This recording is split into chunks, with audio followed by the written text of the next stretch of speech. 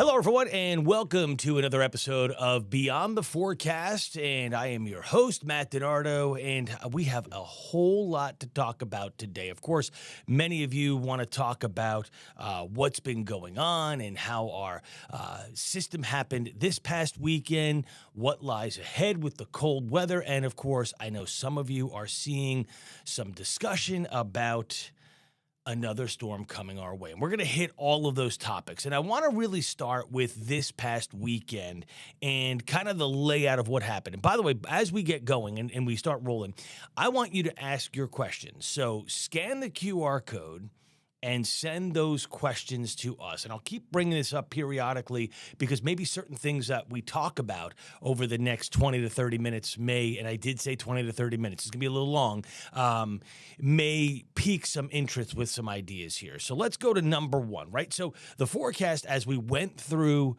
last week was for a snowstorm to begin, then a change to sleet, and then a change to freezing rain. And we did get a little bit of freezing rain. We were forecasting upwards of a half inch of freezing rain, and that was across a good portion of central Virginia.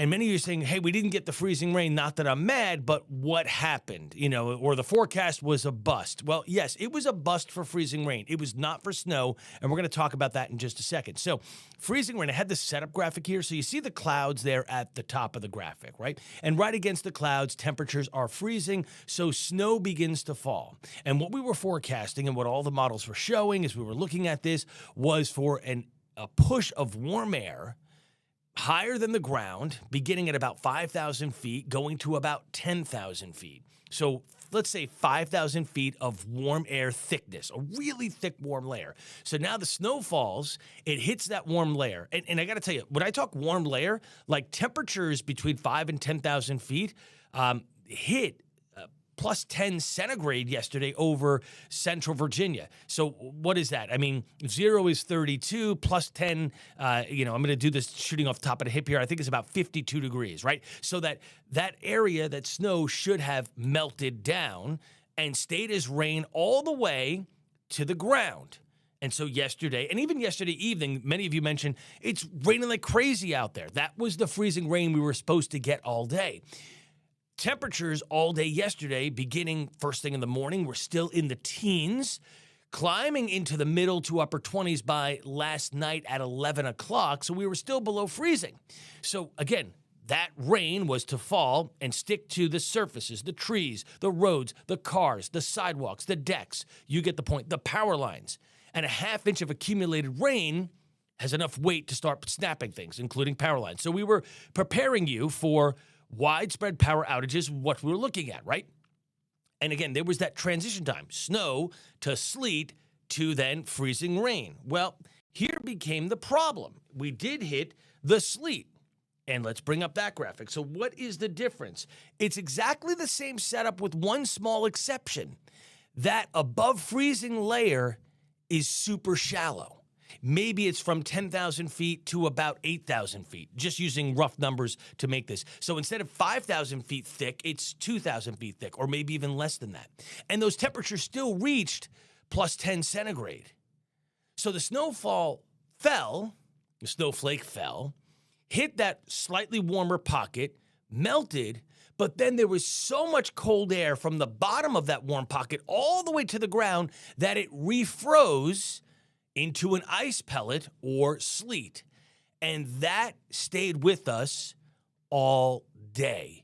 That warm air never got thicker, and that was a huge issue. So instead of going over to freezing rain, we stayed at sleet. Anybody got any questions on that? That's kind of the overall setup. Scan the QR code, send us your questions. All right, so let's go into a couple of other things here, right? So we're going to talk about this. How much snow did we get? Officially, at the Richmond International Airport, which is where the measurements are taken, 3.5 inches of snow. That's a decent storm. Let me see if I can pull this up here. Let's go Talented Media and toggle the browser. And of course, I knew this was going to fail on me because I didn't set this part up here. Let's go. There we go. Google Chrome and boom. This was our initial forecast.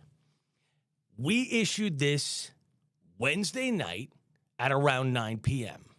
In fact, you can see, if you can see it, right in my story right here, it says 10:15 or 10:15. So Jessica and I talked all the time. Madison and I talked all the time. Tyler and I talked as well. And we made this forecast. Let's back things up. Earlier in the week, some of you were seeing Facebook posts from, I'm going to say, other non-credible sources. You can decide whatever you want, okay? It was not from us, showing that this was going to be the most devastating snowstorm ever to hit the city of Richmond. In fact, some of those uncredible sources showed maps of up to 3 feet of snow. I came on here on Monday and said, stop, that's not going to happen. I brought JB on for a special edition last Monday night of Beyond the Forecast, and we talked about how that was not going to happen. That was like 1.5 times the biggest snowstorm ever in Richmond, which was 1940, 21.4 inches. So that was just not going to happen. The next day on Tuesday, as you know, I had to go away for a funeral. I'm talking with Jessica. I'm still looking at every model coming through. And Jessica and I are looking at everything, and I go, this is not a snowstorm. This is snow, and then we're looking at a freezing rain event. So on Tuesday afternoon at 4 o'clock, Jessica went on the air and said, this is what we're looking at. This is a mixed event, and we made a map, and we showed that particular map. Hold on. You know what? I'll even show you the map if I can find it here. That's what we were right there. We went with that map there. I know it's kind of small. Wintry mixed, heavy snow north and west, snow to rain along the coast. That was issued. I posted at 7 p.m. on January 20th. We actually posted it a bit earlier, of course, on air. I immediately got comments from viewers saying, I don't know what I'm talking about. Everybody else is calling for a major snowstorm. I just said, this is what we're seeing. These are the changes that are happening. That's where we went. Okay, let's continue on.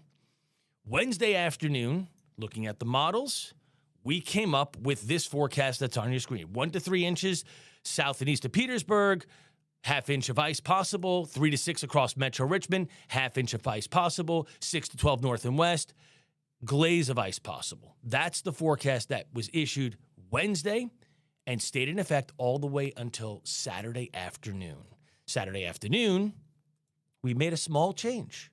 Areas along the coast changing to rain up to it. We actually made some changes on Friday, very minor to this. But still, up to a half inch of ice with 3 to 6 Richmond points north and west, 6 to 12 Louisa west, and 1 to 3 as you look at Petersburg to South Hill, New Kent, Charles City County, and that. Okay, so how did that fare? There's the National Weather Service reports. So areas that are sitting in that lighter blue, 2 to 3, will toggle back. That is 1 to 3. Go back. North and west of Richmond, 4, 5, 6 in some areas. Toggle back. 3 to 6. Go ahead.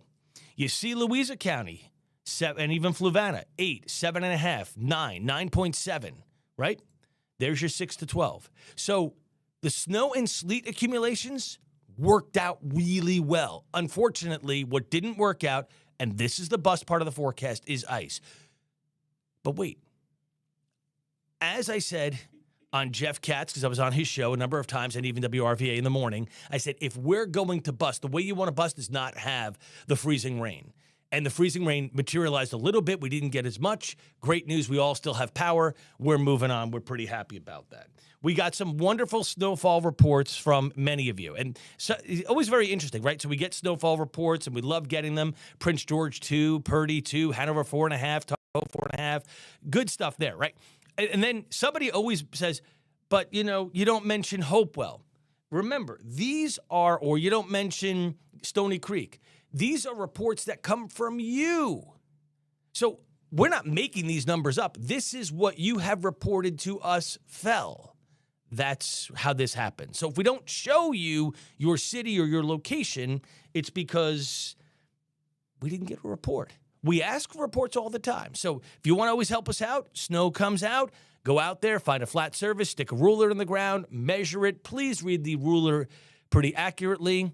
I can't tell you how many times I'll see a picture of a ruler in the ground, and the ruler firmly says 3.5, and the person says 7 inches. But your ruler says 3.5. So I'm not sure where the 7's coming from. It's not a double type of thing. So please, accurate reports are always, always important. All right. Let's bring it up. Any questions? I feel like a teacher. Any questions? Anyone? Scan the QR code. Love to answer those questions. Okay, so let's continue on. How are things looking today? That's what you want to know. Well, that storm system is still up in New England, still bringing snow from Albany to New England, New York City. It's wrapping up and pulling away. And behind it now, this is the next thing we're going to talk about.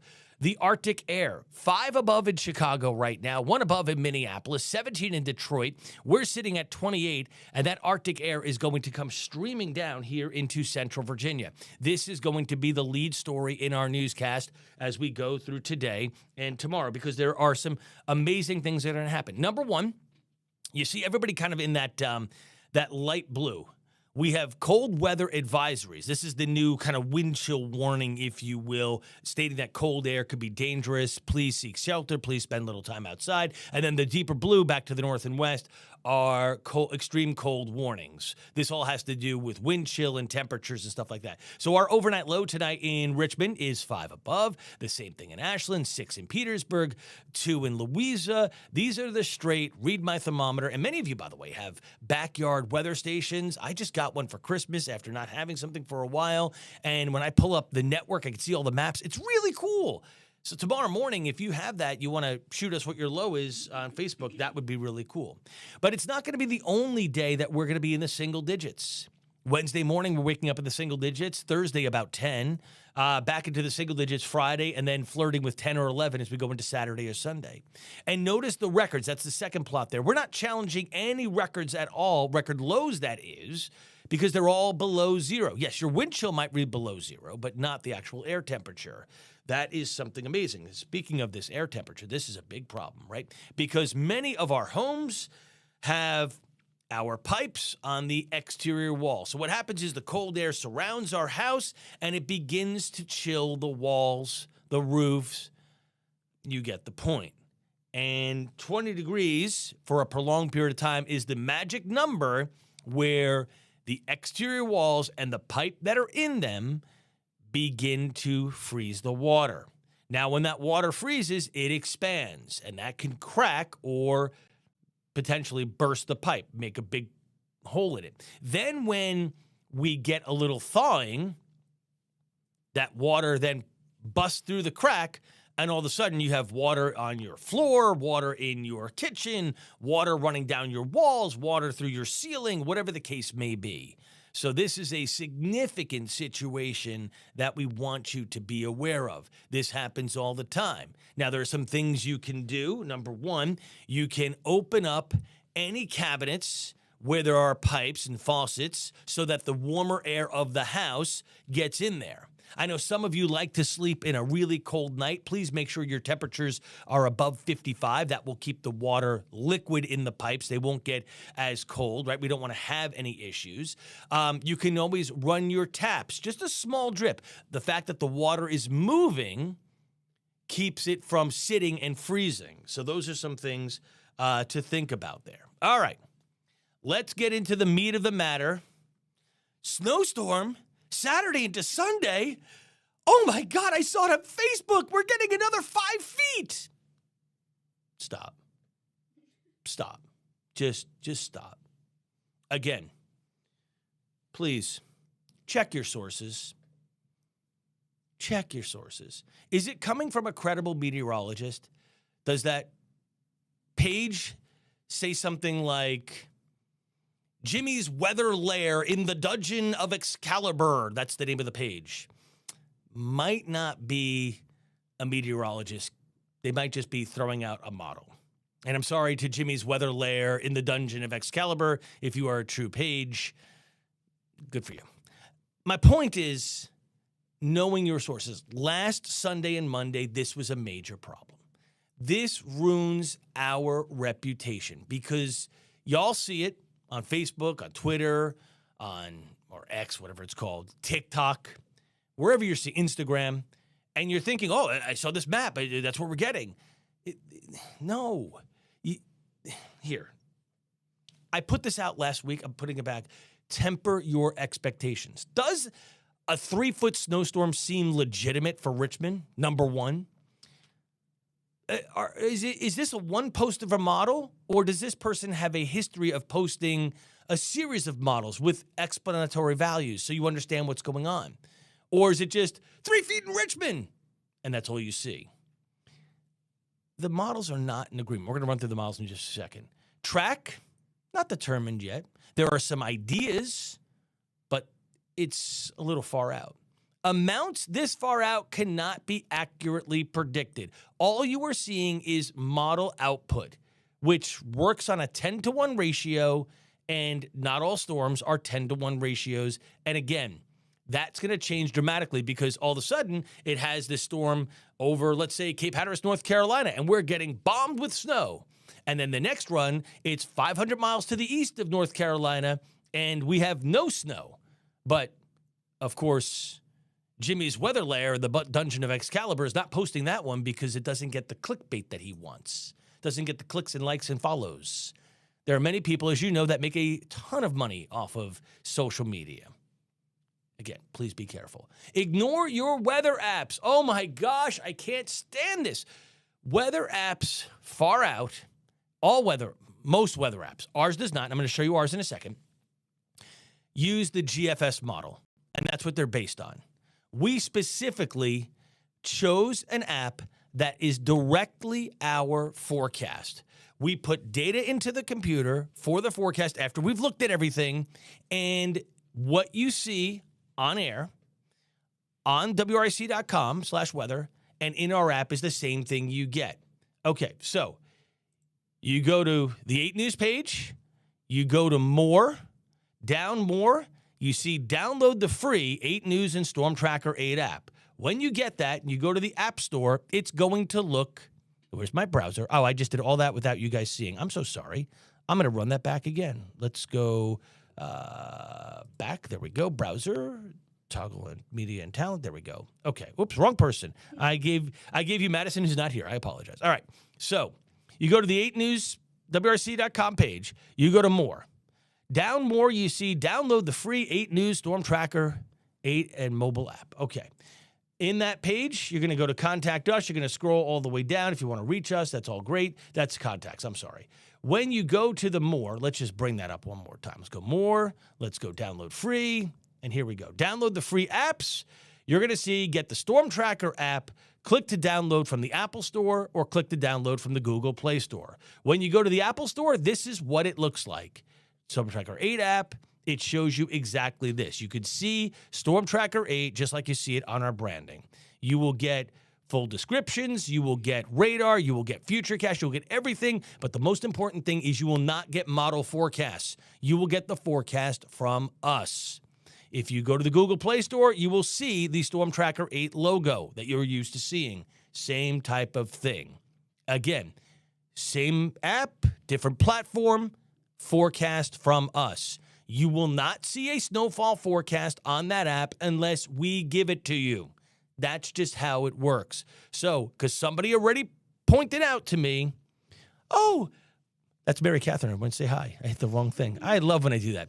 Oh, I just saw my app says 26 inches this weekend. Stop. What did I tell you? The track cannot be accurately determined. Therefore, snowfall forecasts are not credible at this time. All right, let's get into the meat of the matter, and we're going to pick this up. By the way, any questions? Scan the QR code. I'm here for you. I promise you. Love to talk to you. Okay, so let's go over back to the models. No secret, we use Pivotal Weather. I'm going to show you a couple, then I'm going to show you kind of a larger system, okay? So we're going to start off with the GFS, the American model, which everybody loves to hate, right? Everybody has said, why is the GFS model, the American model, so poor performing? It's not. Every model is built with a different set of algorithms and equations of state, so they handle different sets of data differently, okay? So that's really the main thing. So it handles maybe snowstorms differently, it handles hurricanes than what you might see from the Euro or the Icon or the Canadian or whatever the case may be. All right, so this is the GFS that just came in this morning. Just to give you an idea, we're going to just run this through. What I want you to watch is what's developing right there. Okay, so let's going to roll back here just a bit. You're going to see this low in the panhandle of Texas, and this is as of Thursday morning at 1 a.m. That low is going to drop right into the Gulf, and you see the rain here developing. That's the developing storm. This is where we're at. We're now at Friday at 1 o'clock in the afternoon. We're going to scan this ahead just a bit. You're going to see that area developing. It's going to move its energy to this position off of the North Carolina coastline, and that is as of 1 o'clock Saturday afternoon. And then that system is going to explode and become this big nor'easter that slides up the coast. And again, if you look at it, that looks pretty good. One model. That's one. Let's go to everybody's favorite, the European model, because the European is the end-all, be-all. Let's roll it back just a bit here. There's our low. Our low is more into Louisiana, so different. We'll kind of roll this back just a touch there, just to give you an idea. There's our low in North Texas, moving over to coastal Louisiana. There is our rain developing, and this time is now at 3 in the morning on Friday. We're going to run this ahead. You're going to see that low dropping off the panhandle of Florida, then making a turn up the coast. And here we are Saturday morning at 7 a.m., so even earlier by a couple of hours, showing snow throughout North Carolina, South Carolina, heavy rain along the coast, developing storm system, then moving over to Cape Hatteras. Great stuff. Notice how it kind of jogs back and forth there. So it's showing that we might be looking at some sort of development, and then it's going to turn out and head out to sea. But notice what we're looking at in central Virginia, which is right here, is kind of, yes, some snow, but maybe more of a glancing blow. Maybe this is more of a coastal storm. And then notice how it goes out to sea. You see what's going on there? So GFS saying yes, Euro saying maybe. Let's look at another model. The Icon, heavily used by many. It's kind of a derivative of the GFS. It has some beginning stages from that. There's that low in Texas. Drop it on through. Move it over to, kind of fizzles out there, eastern Texas. Then it's now off the southern coast of Louisiana.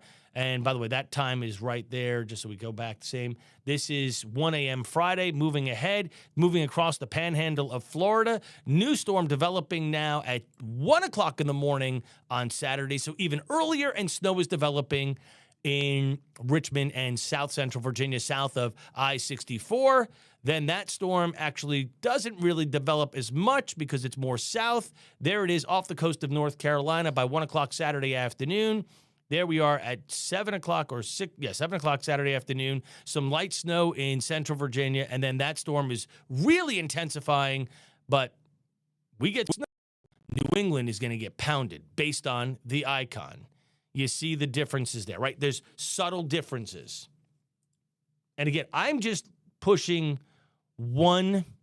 These are what they call the operational runs. These are the easy to look at forecast models. We'll look at some other stuff in just a second. The Canadian. Some people don't like the Canadian, but it's just worth a look. You see the circles here in Texas. There's our low. That's Thursday morning. That is going to drop into, there we go, right off the coast of Texas. We see the rain developing. That system becomes, the storm is moving into the panhandle of Florida by Friday night at 7 p.m. Now we have snow developing off the coast of, or in southern North Carolina at 1 o'clock Saturday morning. There we are, 7 a.m. Saturday morning. We are snowing in Richmond, Virginia, and then this storm is snowing. Notice how bigger the storm is because this model has wider grid point spacing to show more stuff, if it will, right? And then that is heading up into New England as a massive snowstorm, a major nor'easter. So these are all showing signs of being a nor'easter. That's just one set of models. Let's go to something else. This, I don't know if this is going to be up to date. Let's see if we can get this, if I got it. Nope. So I'm going to go, EPS. Let's see if we can get this in here. So the latest run is, by the way, any questions? Any questions? Kind of going through the models for you? Just giving you an idea. Okay. So this, people hear the word ensembles. These are the ensembles. This is the European ensembles. There are 25 of them pulled up on this website. And if we just kind of push this ahead to, let's say, Saturday at, let's go Saturday at 1 o'clock in the afternoon. This first one here, maybe some snow. Second one here, maybe some snow. Third one, no. Fourth one, no. Fifth one, we'll give it a maybe. Sixth one, more coastal heading out to sea. Seventh one, no. Eighth one, yes. Ninth one, yes. 10th one, no. Right? So you're looking at what we have going on here, showing different examples of yes. So right now, 50% maybe of the European ensembles show that possibility. Well, let's just go to the... Everybody's all excited, you know. AI is killing everything. The AI models aren't good. The AI models are great. Can't believe it. I don't know. There's been so many weird conversations. Here we are at 18Z with the AI GFS ensembles. Maybe on 1, yes on 2, south on 3, no on 4, maybe on 5, maybe on 6, maybe on 7, maybe on 8, maybe on 9, maybe on 10, no on 11. You get the point, right? Some of them say yes. More say yes than say no. These are things that we are watching. We look at all of this stuff to see how this is going to develop and if we are going to get snow. So again, when I caution you with what you're seeing, because the models, as you just saw, are not in agreement, especially when you look at the ensembles. Some say yes, some say no. The operational have a general idea of agreement, but the track is not 100% determined by any means. Therefore, amounts that you're seeing fly through social media cannot be accurately determined or predicted. And again, watch for the clickbait and ignore your weather apps.